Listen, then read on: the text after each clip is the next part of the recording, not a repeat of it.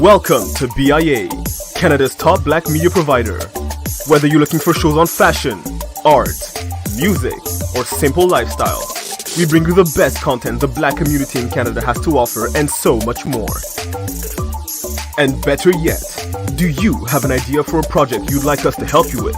We provide equipment, studio, and office space, as well as a team of dedicated individuals to help you bring those ideas to life.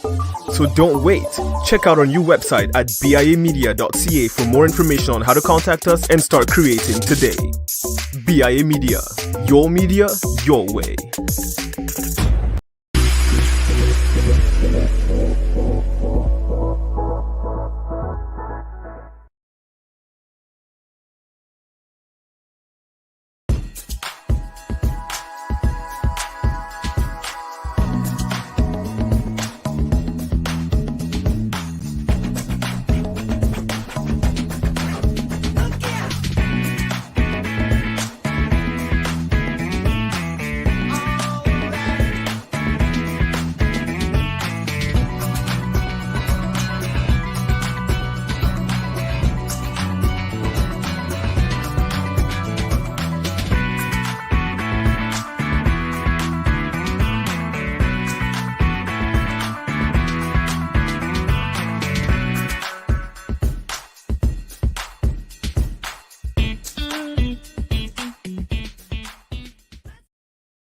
What is up, everybody? It's Dr. Vibe here, host and producer of the award-winning Dr. Vibe Show, the home of Epic Conversations, and I'm the host of Epic Conversations, 2020 Best Podcast News Award winner, 2018 Innovation Award winner given out by the Canadian Ethnic Media Association, and something brand new, I am now the official co-host and co-producer of the only online show in the world for dads and fathers. It's sponsored by Dove Men Care and Dad Central, and also being part of that team last year, I was able to reach out directly or indirectly to over 100,000 fathers around the world. As always, I like to say you're blessed, highly favored, a magnet for miracles, and a solution for someone's problem.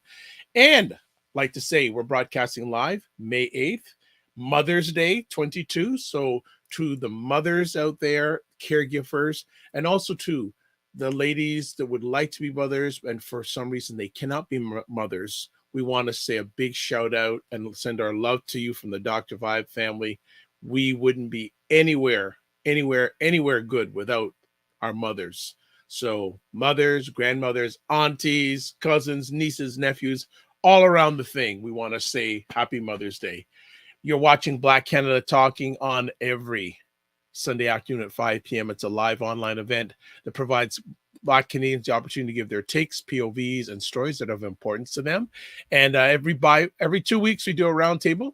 We have another roundtable today. Unfortunately, two of our regulars cannot make it today. So it's Cesar and I are holding the fort today. So Cesar, Nida, Musa, come on down. We're going to chop it up and make it happen today. How you doing, my brother? I'm very good, Dr. Vibe. Hello, BIA Media. And you said it better than I could. Happy Mother's Day to all the mothers, the aunties, sisters, nieces, and special for to our sisters who cannot conceive, whichever way one wants to understand it. But yes, salutations to all of you. And it's saying so, Happy Mother's Day to my wife. My daughter is now 1 year old. And Happy Mother's Day to my mother, as always. Much love. Yeah. Much thanks. Absolutely. The ladies hold it down, man. The ladies hold it down. They hold it down. My brother, what's been going on? Haven't chatted with you in a few weeks. Everything doing okay otherwise? We're doing okay. Staying alive, as we say. How can I put it? No. Lots of things happening. Just a little shout out to Ketia Peters, CEO of rootsandculturecanada.com, where you can find us. And also one of our members, AJ, who has been leading our basketball academy, but also football academy, to get some of the youth, not just Black, but youth out of the streets, out of danger, but as well in pushing, supporting some of them who are very talented into the next level, aka professional. I had the honor on Tuesday to attend one of the practices. I was there I think from 6 to 8 or maybe 6:15 to 8. And I'm Hmm. very honored to have seen these gentlemen in training with AJ. And this is very much thanks to Ketia Peters of Roots and Culture Canada. Since you probably have some leverage, can we get Miss Peters on the platform here? How can we do that? I will talk to her. I will talk to her Yeah, so that she can come yeah. by. I would love her to showcase not only her, but I know she's a humble person, but the program that both of you are involved in. I'd love to showcase that. Thank you. Thank you. I will let her Please, know for sure. please do, because I know you've mentioned her name a number of times before during our Black Canada Talking journey, and we want to get her on because she's doing really fantastic stuff. Well, one of Canada's, what is it, top 100 Black women doing things, concrete changes out there. Um, you know, we have a lot of heroes out there in the community. They're not always on TV. They're definitely not the ones who are, making the millions and billions, etc. But, they're in the buses, they're driving cars, they may hold two or three Mhm. jobs. They may be the father and mother to more kids than they have given birth to. They're holding the community strong. So, when we say Happy Mother's Absolutely. Day, we think about the mothers of the community who are helping to so many. Yeah. And Ketia is one of them. Absolutely. Absolutely. That's fantastic. Mhm. Well, we're going to be chopping up. We haven't been you and I together for a while, but hey, I know it'll go by fast and furious. So, one of the first things we want to chat about today, and I know there'll be stuff coming up in between, but we'll hold it down. We'll hold it down. Mhm. PC conservative race. To be honest, I wasn't even thinking about this till you brought it up because I haven't Mhm. heard anything about it, or maybe I'm not paying attention. What's been going on with that, and what are your thoughts? Well, I mean, they did have an unofficial debate this week where five Wow. of the six candidates were present, except for Patrick Brown. Patrick Brown, the mayor of Brampton. Brampton, yes. I was going to say Browntown for anyone who gets the joke about Canada's changing demographics, where Brampton Mm, was actually a white town slash city very until much waves so. of immigration. So very interesting that we talk about conservatives amid Canada's ongoing changing demographics. They have an English debate, if I'm not mistaken, coming this week actually, and there's a French debate at the end of the month. So basically, the debate that they had this week, very strong in energy, sometimes cacophonous. Uh, Two things that I really like to bring up about that debate. Maybe I should say three things. And look, all three topics that we're going to talk about today: the PC conservative race, Roe versus Wade in the US and impact in Canada, and last but not least, Kevin Kevin Samuels. Samuel, yeah. I absolutely guarantee that I will offend, upset, some people. It's absolutely fine. I am of the logic that a man who has no enemies has not stood up for something. Some of my Mm, heroes are behind me, so you understand my mentality here. But absolutely. when we talk about the PC conservative race, uh, let me start with three things. Let's start first of all with us. I don't know what Leslie Lewis is doing there.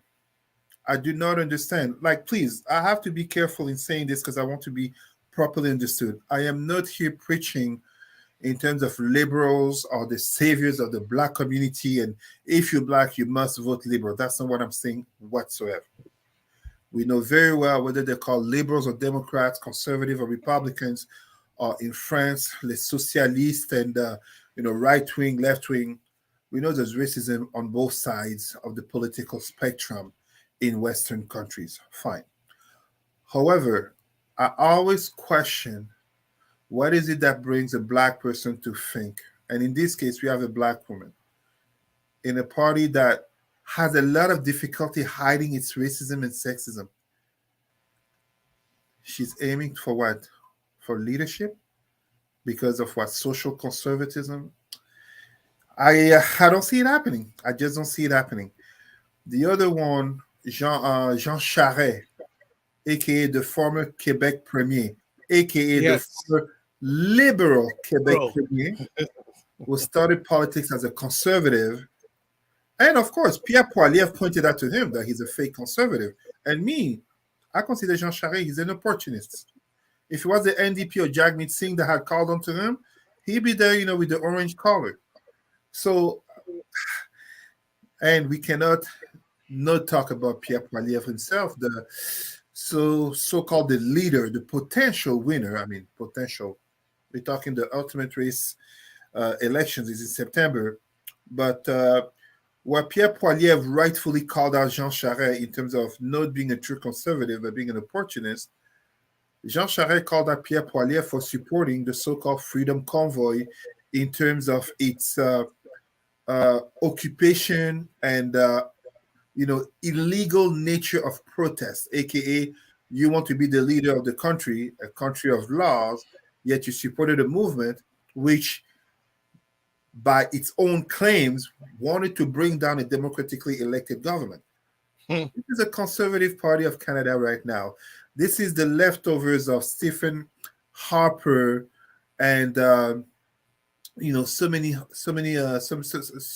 Stockwell Day, Peter McKay, etc. We basically, for me, I enjoy it because ultimately it's kind of like a Canadian version of what's happening in the States with Trumpism and the Republicans, where in Canada, they will have to choose between a conservative party that should be either more to the center, try to occupy a center as the Liberals have gone a little bit to the left with the NPD, or a conservative party that goes further to the right, to the fringes, bringing in more of those right-wing / extremist views. And I'm not saying per se white supremacists nor racists, but the further to the right you go, that's where you find them. That's where you become more attractive to people who espouse such ideologies, because we know very well white supremacists and racists are not looking at the Liberals and NDP to vote. Mm-hmm. So, yeah, this is basically what I find interesting. I mean, I think it's going to be an interesting race, but even if we are really honest, with the Liberal and NDP, we could start strategic alliance that pretty much guarantees no election before 2025.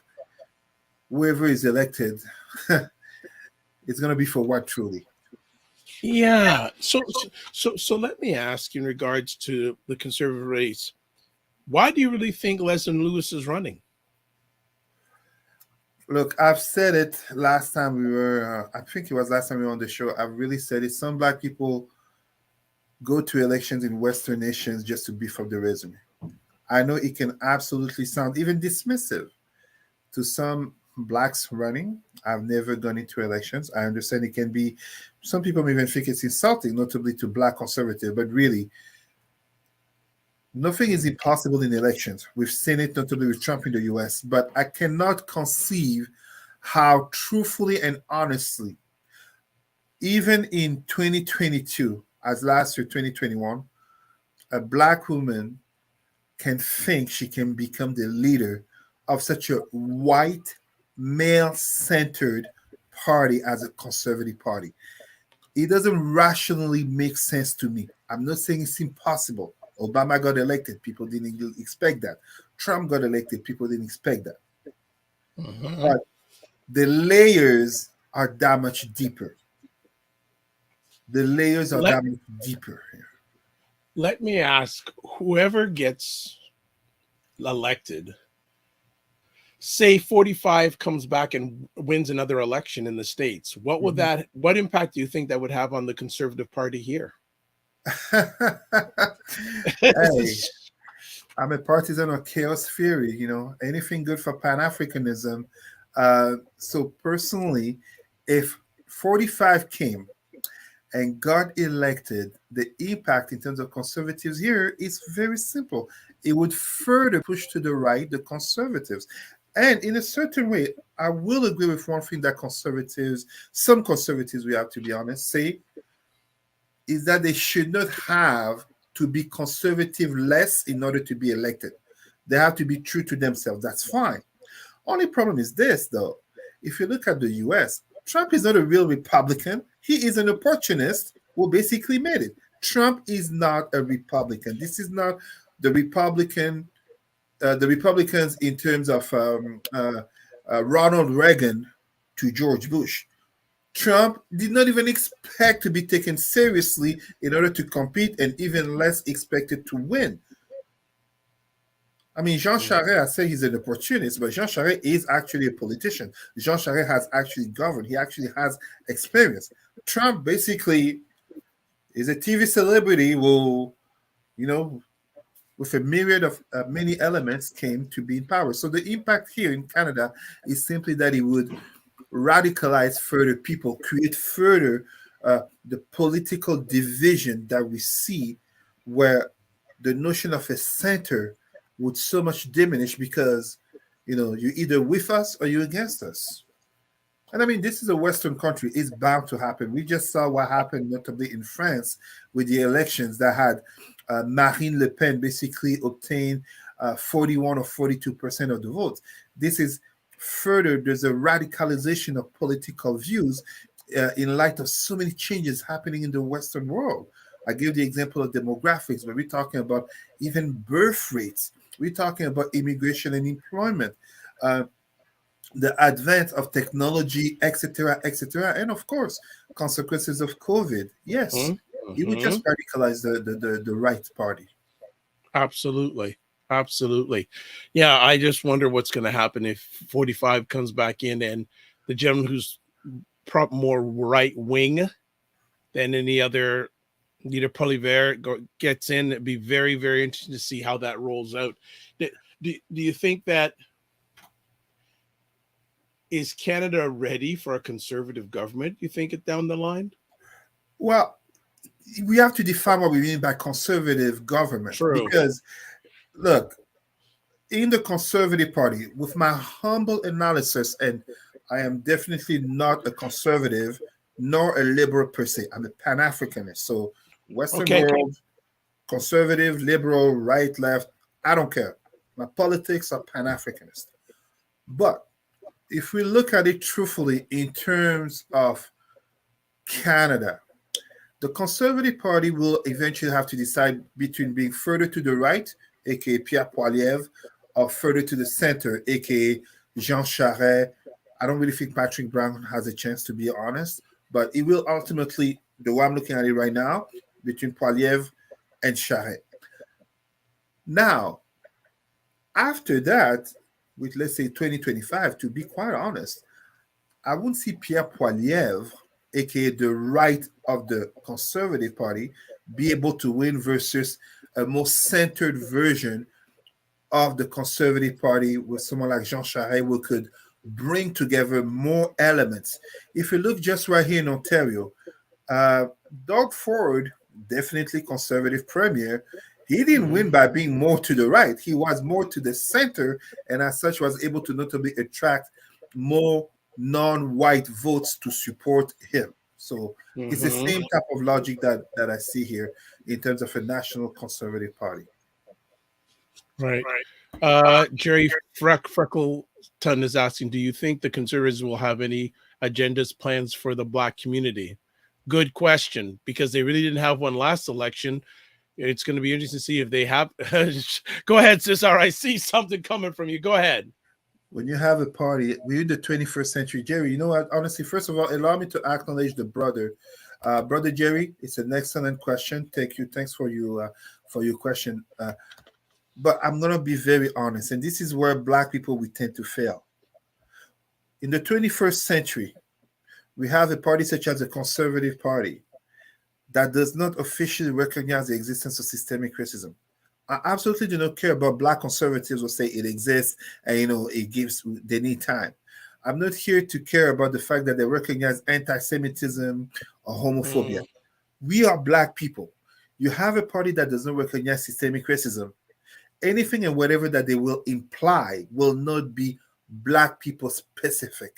It will be people of color. It will be address racism, not systemic racism, because in Conservative Party of Canada, at least they don't truly believe in systemic racism. We don't just have to read what is written, we have to read between the lines. They don't recognize systemic racism. They don't recognize anti-black racism. They feel no obligation towards black people, and and they're not entirely wrong. How much percentile of their votes do they get from black communities for them to actually say they care? How much donations do they really get from black communities for them to say they really care? So I don't blame them. I blame black people who think the Conservative Party will bring a concrete change to their life. Don't get me wrong. My Pan-Africanism is for black people to uplift themselves, to work towards the solutions, and not to expect some white savior hands, whether it be liberal Democrats or conservative Republicans. Yes. But when we look at all those other communities that are striving and succeeding, such as Jewish, Chinese, etc., it wasn't just in terms of community economics and community identity. They did get government help directly targeted to them. And we must say that. But I don't see that happening with the current state of affairs of the conservative race in Canada. Okay. It'll be very interesting to see what happens down the road with that race and see where Leslie Lewis ends up post leadership. Yeah, no, you're very correct. But I mean, I don't know. I don't know how to put it, because it's like I hope no one thinks I'm trying to bash or not support a sister, but I'm not going to support you if you're going into something where I think you're bound to fail. I'm not going to support you into going into something where your own identities. I'm not talking about social conservatism, which Leslie Lewis claims to be about. Sure. I'm talking about her identities as a black woman are not valued and recognized. So no, I don't see her future in there. Be interesting to see where she shows up. Jerry saying thank you for your feedback, Cesar. So he appreciates what you're having to say, what we're chatting about. Yeah, we'll be keeping an eye on it. And anyone out there, if you know any candidates of the Conservative Party that would like to be on here, love to have them on. Be very interesting. Let's move transition to probably the hottest social political topic in America right now, Roe versus Wade. And for those who are not aware of it, just a little bit of background. Is it about, how many is it? Is it 40 or 50 years ago now? If I'm not mistaken, 1973. Yeah, so around 50 years ago, the United States Supreme Court, in a big trial, Roe versus Wade, gave the right for women to have abortions. The federal, federal, at the federal level. Well, this is a whole other story in itself. A few weeks ago, there was a leaked document of a conversation or writings of the current judges on the American Supreme Court saying that basically they're going to overturn it. And this is one of the things that many conservatives in the United States have been hoping for a long period of time. And this, if you pay attention to social political stuff in America, this is going to be a huge topic, especially this year with their midterm elections. It's going to be very, very big. And what some people are also concerned that after this gets overturned in the Supreme Court, which is, I think, now become a political body, because they have, the judges are appointed by the president in power at that time. So 45, I don't call his name, the last American president, not the current one, appointed 3 conservative judges while he was in office to make sure that the court was conservative leaning. So this, I could go on, but I want Caesar and I can chat about this. I've had conversations, a lot of conversations on this on one of my other platforms, State of Things with Aisha Joe. They spent an hour and a half on this last night. But Cesar, what do you want to chat about in regards to this? Well, first of all, I want to pay respect to the fact that we are 2 men talking about a topic where ultimately it is about women's bodies. And when I say this, please, I know we have some of the brothers from the manosphere/red pill who might be listening. I consider that a man may have something to say about his incoming child, but ultimately the health of the woman carrying the child, if you want to call it that way, the baby, the fetus, is paramount here. So that said, the situation in terms of Roe versus Wade, for me, you said it. 45 played his game well. He put some Smart. conservative. Well, Smart. it's politics. You can't even be mad at him. He was in power. He played hard politics, and those judges, those justices, I should say. How many? I think it was two or three of them when they were going through the in front of Congress. Of course, we would turn Roe versus Wade. It's the law of the land, etc., etc. And yet, following the leak of Justice Alito, if I'm correct, if I said his name correct, Correct. Yeah. the leak that potentially leads to the belief that Roe versus Wade will be overturned, it is being revealed there will be enough justices to turn women's right to abortion at the federal level, aka from the moment it is struck down, states, and I think it's up to half of the states, or just barely half of the states, Yeah. already made it clear that Bang. they will make moves to repeal a woman's right to abortion. So this is very much a similar scenario to a certain TV show called The Handmaid's Tale. Yes. Let's talk about. Yep. Fiction coming to life, but truly it is in the context of a U.S. changing demographics, whites having less children, more immigration, greatly due to the Democrats, aka the power at the booth is being more diversified, and you have white conservatives who are basically seeing their country change. As I say this, a little brackets here must be said. When we talk about abortion, the black community, I'm speaking here in the US, the black community leads in terms of proportions of abortions per races. It's in the black community. However, if we really want to address abortion, we must talk about socioeconomics. So the hypocrisy of conservatives, aka Republicans, being against abortion, aka the pro-life, they want to forbid abortion, but bring them on the socioeconomics conversation to improve women's lives, to bring access to how do you call that, protection, sex education, etc. But even adoption, improving foster homes, they disappear. It's women who will ultimately suffer. And when I say women, there is a conversation in terms of privilege and social classes, because yes, blacks and brown women are bound to suffer more. Poor women are bound to suffer more. But I think even richer white women will have to pay consequences, as we saw in that fiction, The Handmaid's Tale, because anything that reinforces patriarchy eventually hurt all women, including those who are rich and powerful. I personally, I'm not here saying that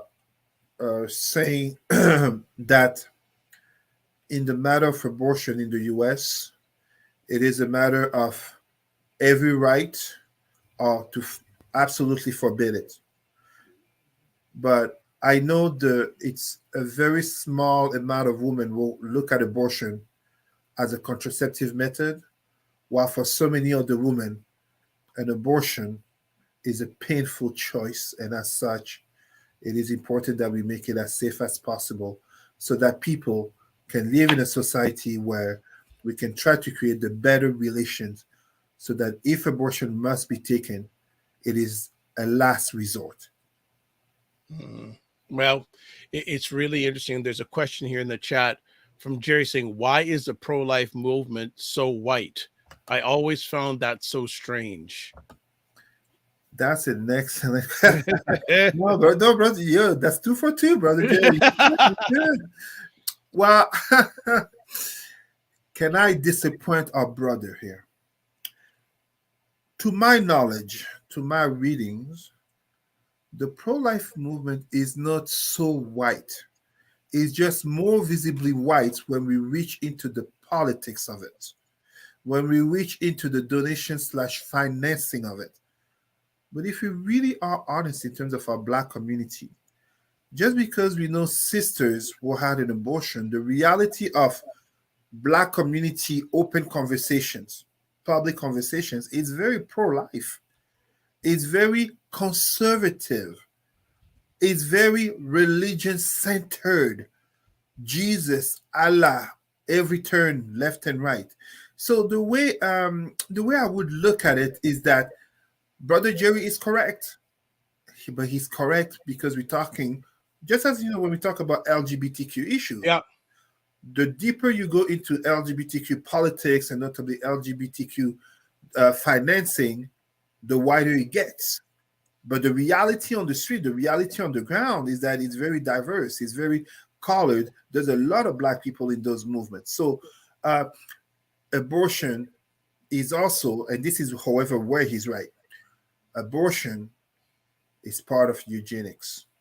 Abortion, the conversation on abortion is part of white supremacy, identity, uh, birth, and the promotion of the master race, aka, you know, kind of like they were saying in 2016 in Charlottesville, you will not replace us, aka they're having more children than us, they're going to replace us, and as such, they're going to make us pay, they're going to take revenge on us, white people. This is why ultimately these white people will claim to be pro-life. They're not really pro-life. They want the birth of white children, absolutely, but they don't want the birth of all children. It's a blunt statement. I absolutely agree. But these are the same people. If they were so pro-life, they wouldn't be there supporting uh, policies that hurt black families all over the United States and the world. They wouldn't be there supporting policies that hurt Latino and brown families, notably by separating families. They're only pro-life when it suits them and in the way that it suits them. Because it's not normal that in the 21st century, these so-called pro-life people don't want teenagers to have access to sex education in order to be better educated and to use contraceptive methods to prevent pregnancies. It's very much kind of like that fiction, Handmaid's Tale, coming to life. That's how I look at it. Okay. Another thing on top of this, uh, in a brief in regards to abortion, Supreme Court Justices Amy Coney Barrett and Aito's draft said the U.S. needs, listen to this, quote, a domestic supply of infants, unquote, to meet needs of parents seeking to adopt, that those who would otherwise abort must be made to carry them, giving up children for adoption. Sounds pretty eugenistics, white supremacy right there, you know? You know, you wonder, you need a supply of children. I wonder what type of children, what kind of children. Well, you know, the white savior complex. You know, there was a time it was popular to go adopt that little Chinese girl because, you know, oh, the Chinese, the killing of the baby girls. You know, it's so popular to adopt that black African child because, oh my God, we raise children better. You know, it's this type of mindset that are still at the forefront. And Judge Amy Barrett, she has adopted a black child. You know, so a lot of this, you see, it's kind of a complex issue in terms of the fact that there are so many elements to it. You know, there's even religion into it. They literally see themselves as doing God's work, aka protect a life from the moment of conception. You know, they basically see themselves as, you know, America, the city on the hill, the light of the world. And as such, you know, some of these policies, like Alito said, abortion rights is not a fundamental right of the United States, aka it was not on the Bill of Rights in 1776. Over 200 years later, this guy is like, like, it's like, how can you argue if, and this person is on the justice court? It's not really about justice. It's about politics. It's about mindset. It's not really about justice. Can you imagine if that's the same person? Because there's an important element here to also consider. We're talking about Roe versus Wade, aka abortion. But what's next? Well, this is the thing, and this is Aisha and Jill. We're talking about this last night. That seems that the GOP roadmap is okay. Well, they already did. They already got doing the suppression of voting rights. Yep. So again, and it seems that a lot of this may be targeted to certain people, melanated people. Let's leave it at that. Of course. Now they've got Roe versus Wade. Now people are saying next they're going to now look at suppressing LGBTQ marriages. Of course. Of course. Yeah. They're also saying that now they may even look at civil rights. But of course, it's politics, it's power. It's the you will not replace us. It's the last civil rights began technically in 1955, but it's kind of this America, but truly Western world, where those who are conservatives are scratching their heads in terms of how can we undo the advances that came from the social revolutions of the 1960s and 1970s. How can they undo this in terms of these minorities that have gained, legal rights, political rights, but also that have learned to organize themselves, to have a voice and to stand up? When I'm there in terms of addressing equity, diversity, inclusivity, it's not just something that just started 5 years or 10 years ago. We're going back to the 60s and 70s. But we're going back even before that. We're talking about, when they talk about critical race theory, we must talk about colonization and slavery. We must talk about all of these issues because this is what's happening, where it's not just about abortion. It's about so many other topics that are coming together where those who are in power or who have any mean of power and will basically see themselves as conservative, look at society and they're like, this society is going to hell. We must go back. It was better before. It was what? Make America great again. When was it ever great for non-white people? When was it ever great for non-rich people? When was it ever really great for non-heterosexual males? Go explain that to Black conservatives, Black Republicans. Very, very true. Very, very true. And I guess the other thing that we discussed before we went live is the potential now of influx of women from America coming to Canada to get abortions. Reminds me of a certain TV show. I'm not going to say the name again, but that was that. I did watch the TV show, to be honest with you. It kind of fascinated me. I wanted to understand, but yes, that was also there. Safety to Canada. Just as we've seen some movies, I'm thinking of that movie 2012, climate change, safety to Mexico. America, look, to some people, America is the land of freedom and democracy and all that stuff. No, it's not. If you're not rich, we're in a capitalistic society. We're not in a. I was hanging out with my dad today, saying, "Yes, America, the great democracy." So I said, "Dad, America is not a democracy. It's not. It is a capitalistic system." As I remind people all the time, when we have someone like Obama, and Obama is not a Pan-Africanist, so people never get it confused because you see Obama's face behind me with other great leaders. He's not a Pan-Africanist, but when we have someone like Obama who talks about him becoming president as a Black mixed man, president of America, and this proves the American dream being possible. For one, Barack Hussein Obama, how many thousands and million others are destroyed by the same system that he upholds? For each and every Black number one first, how many are destroyed by the system? And I really say system because, yes, I'm always talking about accountability, making efforts, having discipline, focus, and effort. I have about 15 people from mid-20s to mid-30s that I mentor. I always tell them that, but we cannot claim we don't live in a society where a system is in place to maintain those dominant identities at the top.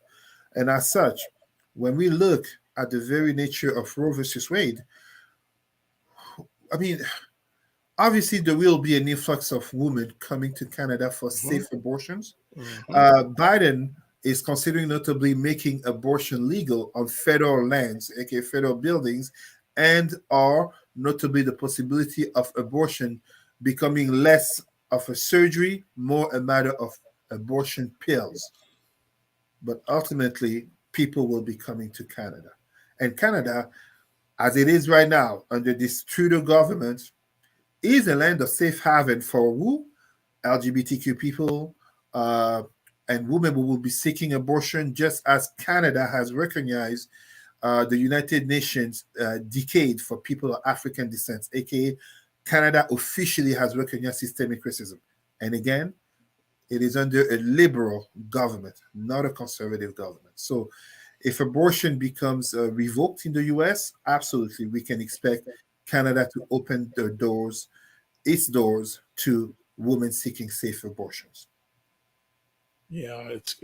I'd say yes. Most or many people will be watching this who live in Canada. Pay attention to this story Mhm. because it's going to ripple in Canada, big time, big time. So very interesting. Jerry, we'll get to your question. Okay, let's do it now. So, see, Jerry's asking, Cesar, do you find that white Quebecers are more openly racist than white people in Ontario? No, Jerry, my brother, Jerry's on fire. Jerry's on fire. Three on three. Yeah, man. No, no, I love the questions for the brother. I love them. I love them. How much time do you give me to answer that, brother? Take your time. Let's try to make it out of respect, for the show. Let's try to make it in 2 or 3 minutes. Okay, you can go longer, a bit longer if you want. Technically, it would be easy. The easy answer would be yes. White Quebecers are more racist than. Did Brother Jerry say the rest of white Oh, no, Canadians? rest of from white people in Ontario. Okay. Uh, well, the easy answer would be to say yes, because we often hear about stories of racism in Quebec far more than the rest of Canada, but that would not be a truthful answer, an academic answer, an objective answer. I don't think white Quebecers are necessarily more racist than, for example, white Ontarians. The difference is that in Quebec, there is an identity struggle that basically makes Quebec seem more racist. I'm going to seem like I contradict myself by saying Ontario is more open than Quebec. But don't forget that Ontario not only is the richest and most populous province in Canada, but Ontario is an Anglophone majority province in an Anglophone majority country. So the notions of identity for whites, the notion of even numbers is completely different than in Quebec, where they have this notion of being surrounded, invaded by the English, etc., etc.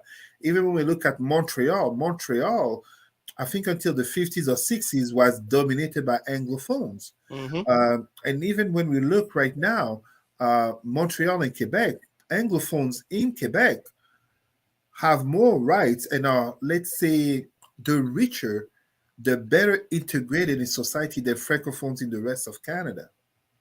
It's that identity, that culture, that notion of thinking that they're going to lose the French language. The fact that they are basically, to use their own language, an island of French in a sea of English and Spanish. But at the same time, they have this expression, and Brother Vibe, if you don't mind giving me freedom to say this, they basically consider themselves the white N word Yes. of the Americas. Yes. Yes. I've heard that term. Yes. To us who are blacks, that's ridiculous. They consider themselves the white N word of the Americas. But that Yeah. tells you the psyche of many, not all, many whites in that province when it comes to looking at racial relations, where they feel like they're the true victims. They feel like basically, are we talking about race? Are we talking about indigenous? No. Us Francophones are the real victims. Of course, that's bogus. You take a Tremblay, you take a Sylvain, you take a Pierre, any white Quebecer male, put them in Ontario, put them in Europe, he's white. He gets a white privilege. But in the reality of the province, and this is part of the success of the current government, CAQ, Coalition Avenir Québec, of Prime Minister Legault, is that populism, is that type of nationalism. He's not a separatist, but he's a nationalist that basically makes them feel like, they're standing strong. But no, I don't personally, when it comes to racism, yes, Ontario is more open than Quebec, but when it comes to people, I don't consider white Quebecers to be necessarily more racist than Ontarians because, surprise, surprise, it may disturb some people to hear it, but no one will make me believe that white Ontarians as white Canadians truly love to see veiled Muslim women or that they really feel comfortable having a black person becoming the boss in terms of the majority of them, just as in Quebec, just as in any Western country. More open, yes, but not to the point where we can really point a finger to Quebec as being more racist. Well done. Well done. Love it. Love it. Love it. So we'll end off. And see, I told you time goes by as fast. Yes. For those who may, Jerry saying solid answer, Cesar. Thank you, brother. Thank you, Cesar, very much, very much. We'll end off our conversation today. People may or may not know the name Kevin Samuels. Kevin Samuels, regarded by many as a very controversial YouTube, let's be honest, YouTube star. He's a YouTube star. And he had some very interesting comments about Black women. To some Black women that thought it was very degrading. He also had some comments from Black men didn't agree with, but a number of Black women did not approve of his mindset. One of the comments he made, and he had a call-in show per se, or a live show, and there was a lady who called in, and he basically said, if you're Black women and if you're over 35 and you're not married, paraphrase, you're worthless. You don't really have any value. And it really raised the ire of a lot of Black women. Well, unfortunately, Mr. Samuels passed away, I think about 2 days ago. Mm-hmm. And the challenge, one of the things is now it's not confirmed, but apparently he was having, let's just say, relations with a lady that he met that day. And he suffered a heart attack. Now, a lot controversy about what actually happened is one thing, but a number of Black women were very happy to see him dead. Mm-hmm. So definitely it's caught. So if you don't know about Kevin Samuels, Google or go into Google Alerts, click it, put in Kevin Samuels. You'll see all the conversation that's going on there. But Cesar, I know you want to talk about him and also maybe about the relationship between Black men and Black women. Go ahead. Thank you, Brother Vibe. Yeah, I will offend some Black men, just as I will offend some Black women. But we need to have this conversation. We need to have this conversation on so many points. First and foremost, I want to give my condolences to the family of Mr. Kevin Samuels. At the same time that I'm saying that, I'm very disappointed. Okay, we lost Cesar for a moment, but I'm sure we'll get him back in just a second. I'll carry it on. One of the things that I was concerned about of people celebrating a man's death. To me, I don't think that's us as a people. I think that, so Jerry's saying, yes, Kensington also believe in respectability politics where Black men should speak well and dress well. Is that a solution? Yes, I think that is a solution. Okay, we got you back, Cesar. Go ahead. It's a good thing I'm not a superstitious person. Well, I'm saying, well, you were leading to something that went both. So maybe we've been watched. All right, go ahead, my brother. No, so on a serious note, first of all, condolences to the family of Mr. Kevin Samuels. I agreed with little of what he said. I disagreed with a lot. I especially disagreed with the style and the way. And in giving my condolences, I feel sad for his mother who learned of the passing of his son through social media. Social media, yeah. Yeah. but that really tells you something I denounce time and again: entertainment as the number one cancer of the black psyche. Kevin Samuels, YouTube personality, social media star, was an entertainer. He was not a professional. He was not a some relationship expert, PhD, whatever you want to call it.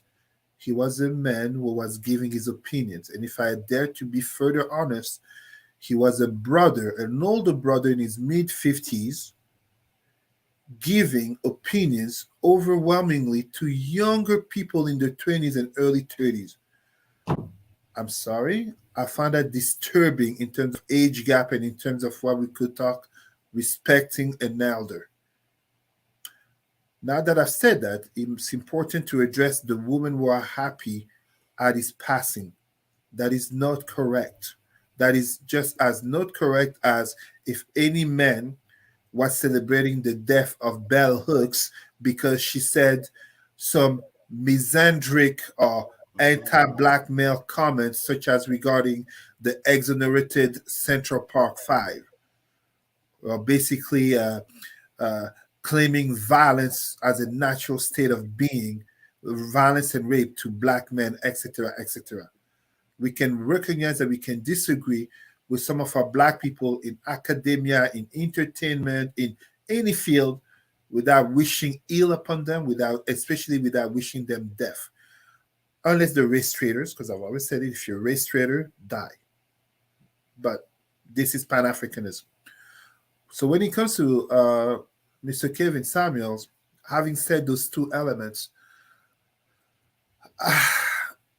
I know many men who supported his ideas. He basically comes off as, and I'm not trying to minimize, I don't want to say his work, but his YouTube interventions, like a black version of Jordan Peterson, preaching Mm. accountability, preaching perspectives, preaching being realist.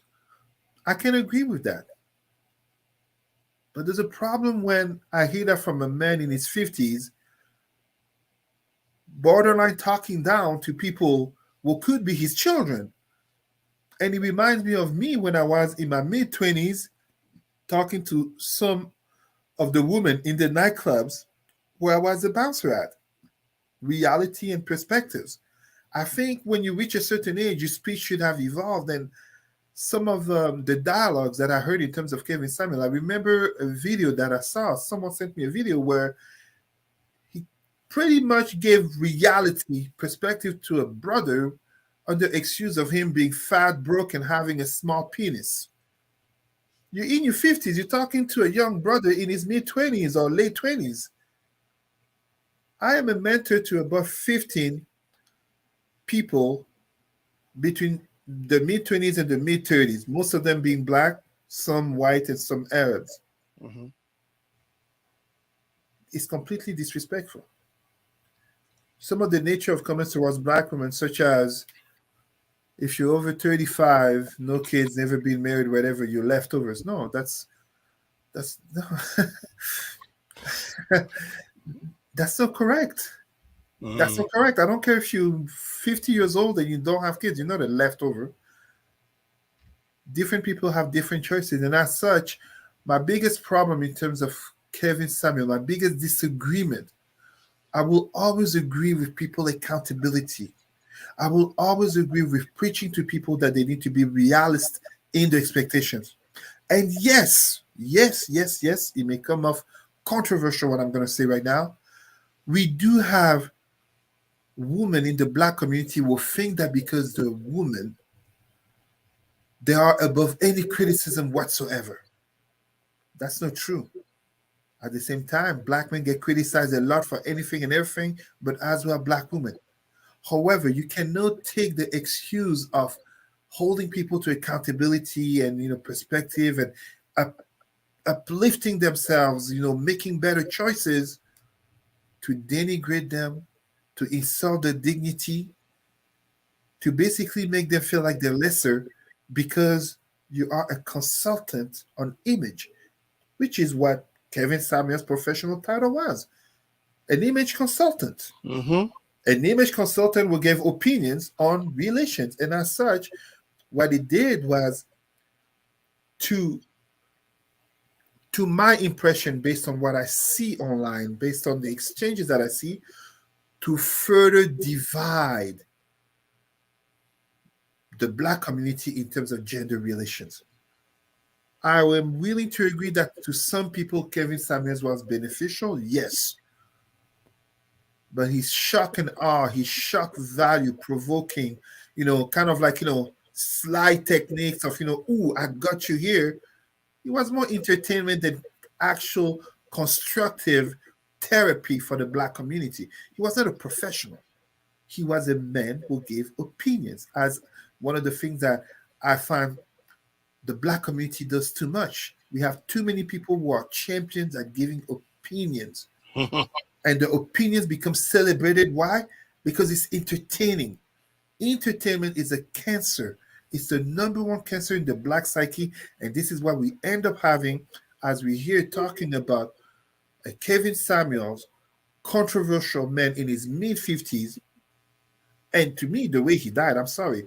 All these talks about being a high-value man. Can I just interject there? And I don't put my opinion too much, but he died alone. No, this is the thing. So the thing that he was concerned about in his own way with many people, especially a number of Black women, he died alone. If the reports are true, this man died after having sex with a woman that he just met. Yeah. That's sad. That's what I was going to say. And this is tragic. This is where, and this is very, very much to the fans of Kevin Samuels, where I'm not going to attack you on being a fan of Kevin Samuel, but we need to have that reflection in terms of a brother of a certain age, and yes, he had divorces, situations with children, whatever. A man of a certain age who became famous, and I assume rich because, YouTube content, blah, blah, blah, blah, blah, of a message of being a high-value man.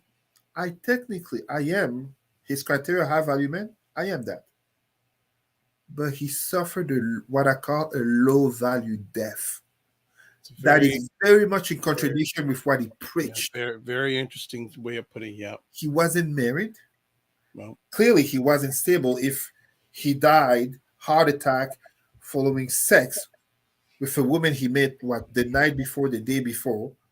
That sounds very much like mid-20s nightclub life. Let's hook up, meet up, let's do something, and then next. So we there is that expression that says, let's stop making stupid people famous. I'm not calling Kevin Samuels stupid, but we do have a problem in the Black community with too many entertainers will become famous. Okay, well, here's the question of the community. So here's a little update. I'm just reading from some line here. American YouTuber Kevin Samuels gave up the ghost of life at the age of 56, and he had a daughter alongside his ex-wife. So he's survived by the way of his loving daughter, whose identity remains to be a thriller to many folks. According to a supply, his daughter was born on June 29, 2000, making his daughter 21 years of age now. She was born alongside Samuel's ex-wife. So he does have a daughter from a previous marriage. I mean, I just find it unfortunate because if we are to mend the relationships issues in the Black community, and first of all, we have to be careful. It's not as bad as a lot of people like to point it, looking at interracial relationships, single motherhood, and so many other issues. No, most Black people are in relation, will be in relation, are having children with another Black person. And by Black, I'm talking about dark-skinned Black to mixed green eyes and blonde hair, Black person. But we have too many who will highlight and take advantages of the disagreements in order to make a dollar.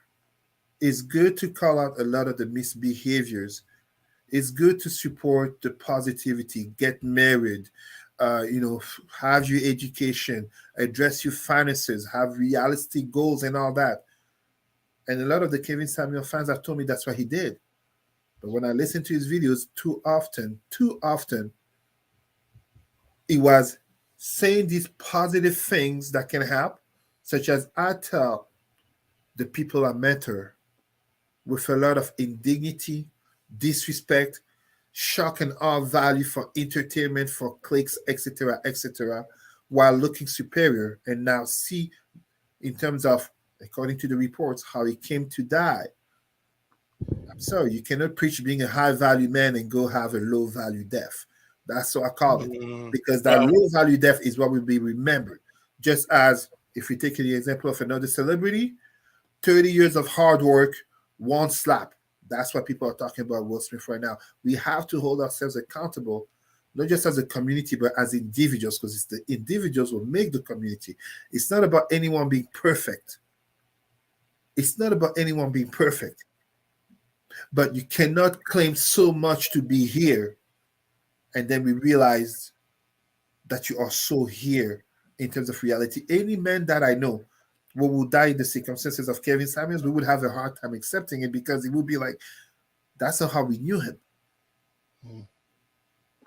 well, again, the cause of death hasn't been confirmed yet. There It are hasn't been rumors. confirmed yet. Yes, so we are only suspecting. We're only going by things we hear. We're not saying that, but That's obviously, what the reports are saying right now. And, yeah. even So, after the heart attack, I hear lots of Red Bull. I hear he had COVID, yeah, etc. So, we healthcare and, life habits, practices, hooking up with a woman from the night before. Where's the relationship? Where's a stable household? And, you have a child. I mean, please, social media, Black America, let's, for the mental well-being of this young lady, daughter of Kevin Samuels, do not reveal her identity. And I hope she doesn't go forward in front of the camera to come say, because she might get, she might grow a following, or she might get the people harassing her because of the identity of her father. we don't want her to be triggered. Absolutely not. They don't not. And again, and as I said, the whole thing, the thing that sticks out with him though is he died alone. Alone. A Black man dying alone. That is why we preach. Well, we're passionate on this platform as much as possible. Family, family, family, family. Absolutely. I'll just leave it at that.